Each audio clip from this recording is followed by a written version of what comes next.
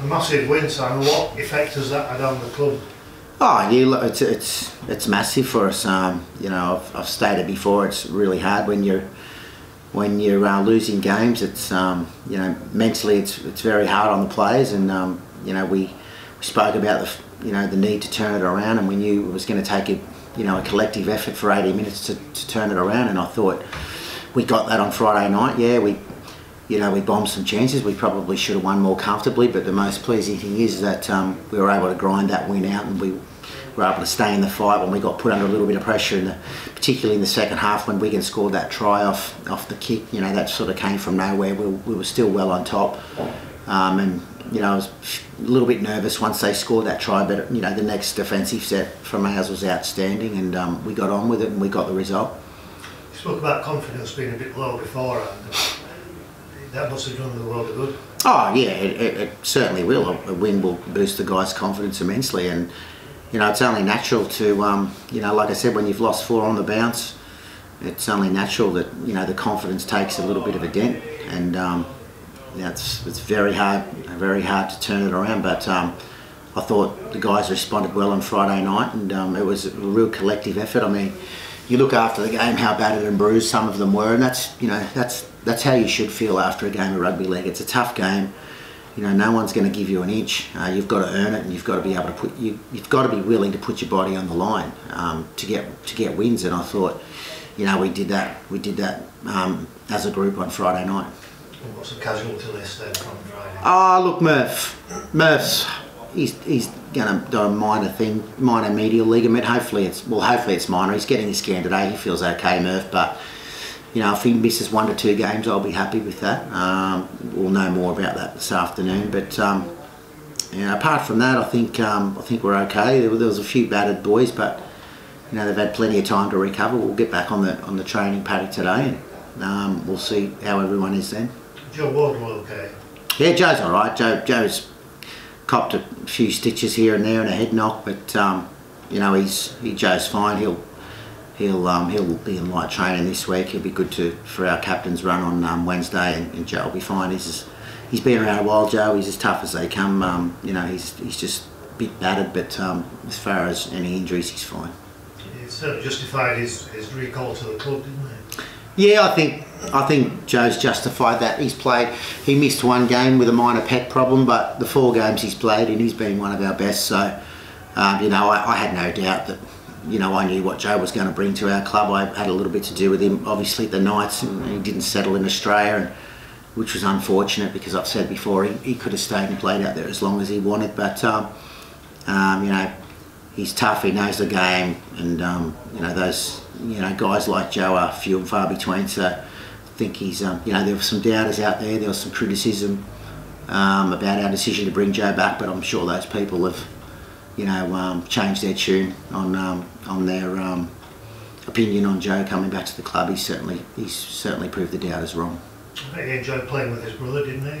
Yeah, good. It was a special moment for those two. It was.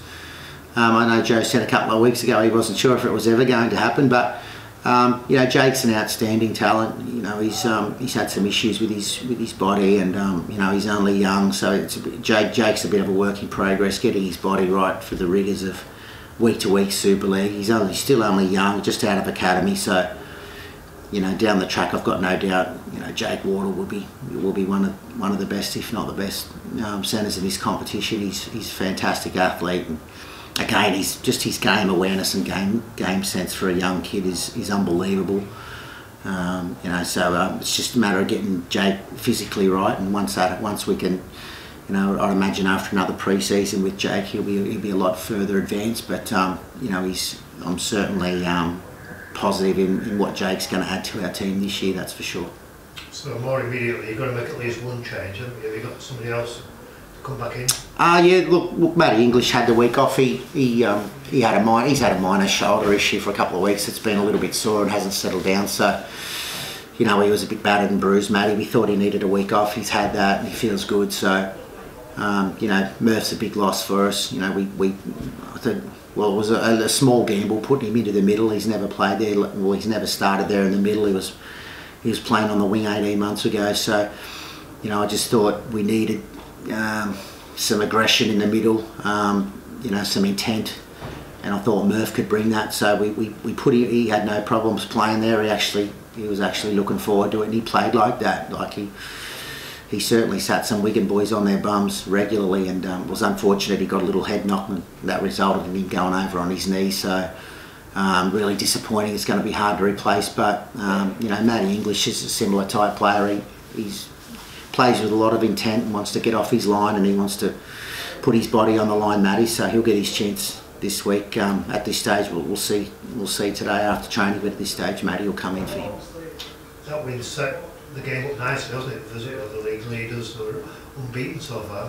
Yeah, they are. They're unbeaten, and they're a fantastic footy team. They've got got a lot of strike. They've got some big, strong, aggressive forwards. You know, obviously Roby's playing really well as well. So we're going to have to be good.